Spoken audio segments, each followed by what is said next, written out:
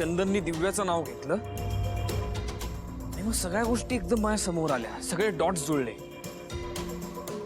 जे घटनाक्रम आहेत ना, ते जे काही घडलेत ते सगळे एकदम क्रमात माझ्या लक्षात आले आणि मग मी विचार केला. मग मला कळलं. कसलं क्रम? अगं सांग ना आशू, कसले क्रम? अगं त्या दिवशी तुझा बर्थडे होता आणि मी येत होतो. तू नाही आलास ना पण. अगं मी आलो ना, मला तुला तेच सांगायचं होतं.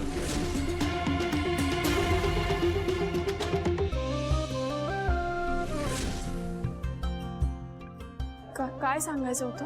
तेच जे तू विमानात मला विचारलं होतंस.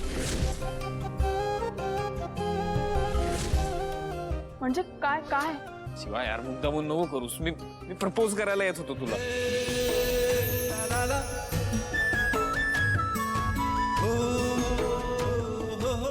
शिवा,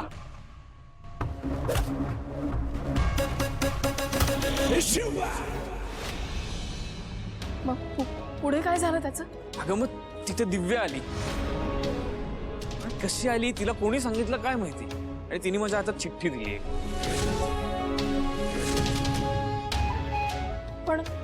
पण मग स्टेपनीच्या घराचं होत असताना तू भीक म्हणून पैसे दिलेस, त्याचं काय होतं? त्या दिवशी मी दिव्याकडे पैसे दिले. तिला सांगितलं ते स्टेपनीला दे. तू मला सांग, तुला कसं वाटलं की मी भीक म्हणून पैसे दिले? कारण मला दिव्याने सांगितलं. कारण हे एक्झॅक्टली दिव्या. त्यानंतर मी ती व्हॉइस नोट ऐकली. मी चंदनला भेटायला गेलो. मला त्याला प्रश्न विचारायचे होते, पण मग माझ्या गाडीचा अचानक सायरन वाजायला लागला आणि मी ह्या सगळ्यामध्ये एकच कॉमन फॅक्टर मला लक्षात आला, आणि तो म्हणजे दिव्या.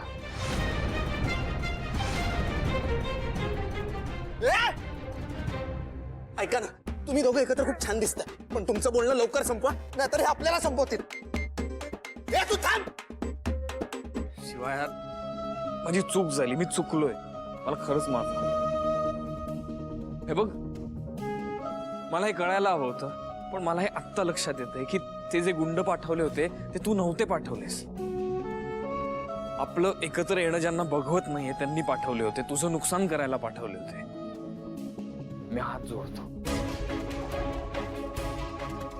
आणि तुझं लग्नाला तयार झाला असतो?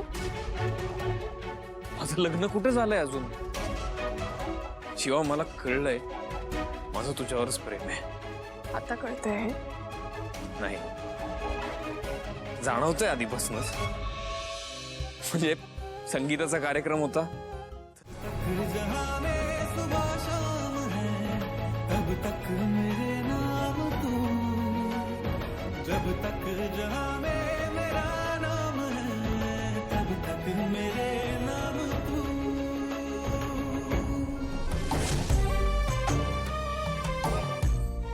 त्यानंतर ते हळदीचा कार्यक्रम होता, तेव्हा मांजा आला ते मोरपीस घेऊन फिरवायला लागला माझ्या तोंडावरून.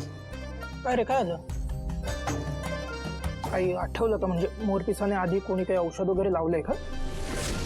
मला तुझी आठवण आली ना, आणि माझी चिडचिड होत होती. मला कळत नव्हतं की एक्झॅक्टली काय होतंय, आणि तू नाहीयेस म्हणून चिडचिड होतीये हे मला आत्ता कळलं. तू माझ्याबरोबर असतेस ना, हे कधी झालंच नसतं ग. तू माझी घेतलेली काळजी, तुझं माझ्या बरोबर असणं, तू मला नूडल्स बनवून देणं, हे सगळं खूप भारी आहे शिवा. तुझ्यासारखंच. मला ना एक गोष्ट लक्षात आली की मला तूच सांभाळू शकतेस. मला ना आपली ती जंगलातली मिठी अजूनही आठवते. तू मला केलेलं प्रपोज आठवतं. I love you Ashutosh Desai. माझं त्याला उत्तर द्यायचं राहिलं. मला उशीरच झाला, पण आता नाही. शिवा, मी तुझ्याशिवाय ना एक फक्त नॉर्मल खूप बोरिंग मुलगा आहे. तू कम्प्लीट मी.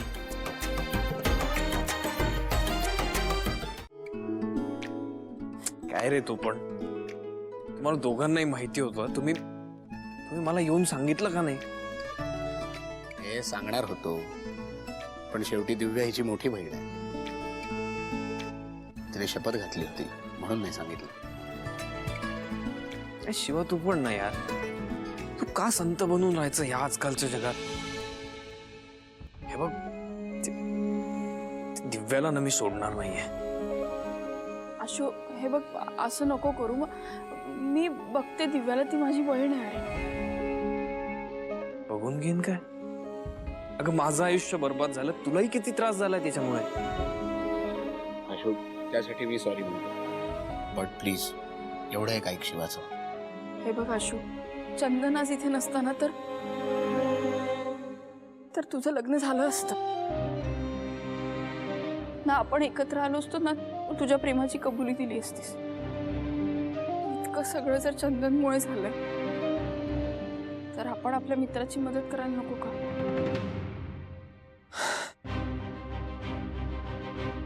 ठीक आहे, फक्त तिने ज्या काही चुका केल्या त्याचा पश्चाताप तिला झाला पाहिजे, जी जाणीव झाली पाहिजे. डोंट वरी, ती जबाबदारी माझी.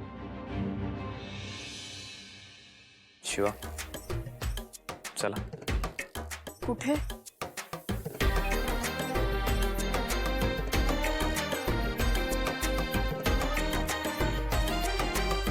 तू चल ग, चल.